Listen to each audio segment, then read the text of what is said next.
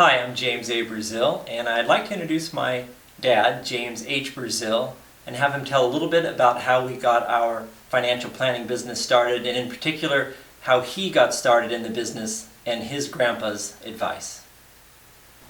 Hello, I'm James H Braziel, and I've just completed 50 years in the investment business. I started off in 1965. I was an insurance adjuster, and I decided to go into the investment business. In that realm, you take a test, and I was studying and was taking the test, and that Thanksgiving we went up to Grandpa Smith's house in Red Bluff. And I was mentioning that in part of my training they were telling me that my clients would be my peer group. And they described those as people 4 years younger and 4 years older than myself. Well, at 29 years of age, I knew that most of the people my age and around my age were forming families and getting ready to have families, and I didn't see how I would be very successful in the investment business dealing with my peer group. And then the next thing was, please pass the gravy at the Thanksgiving dinner. 6 weeks or so later, we're up at the same place in Red Bluff for Christmas dinner, and Grandpa Smith, Don Smith, who was a retired farm advisor in Tehama County, said to me, if you got a minute, I'd like to talk to you. Well, when Grandpa said he wanted to talk to you, he meant right now. So we left the house. It was his son's house, and we went across the lawn to his home. And he had this yellow legal length pad with all kinds of notes and names and stuff on it. My first perception is he was about to refer a lot of clients to me. But what he had done from my little conversation back there in Thanksgiving is he had called a lot of his clients and the heirs of his clients and asked them, what would cause you to do business with a young investment person? What he said he found was they were all concerned about how much taxes, income they had to pay, and the capital gains tax, but their biggest problem, he said, was estate tax. He talked to many of the heirs that owed more money on the farm after the parents had died than they did beforehand. Well, now I'm 29 going in the investment business, and Grandpa's in his probably late 60s, and what did he know? I listened and I was polite, and that was the end of it. About 2.5 years later, I have a very good client over in Glenn County who was actually about 25% of my monthly income.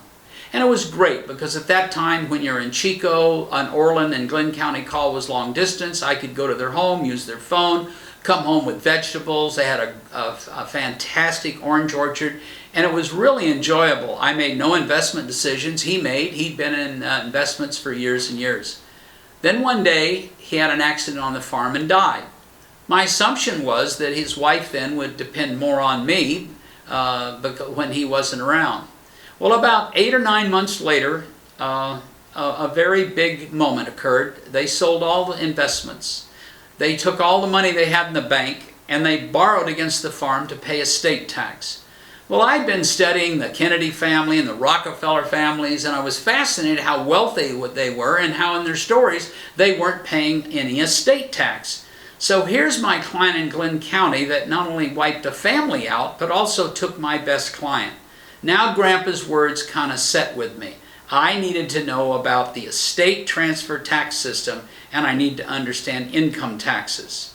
So I started studying. I started contacting attorneys, and as it developed, I found some attorneys who knew something about these techniques, which we call knowledgeable exclusions. I recognize other people have some kind of a derogatory name about them, but I feel if they're in the law for anybody, they're in the law for everybody.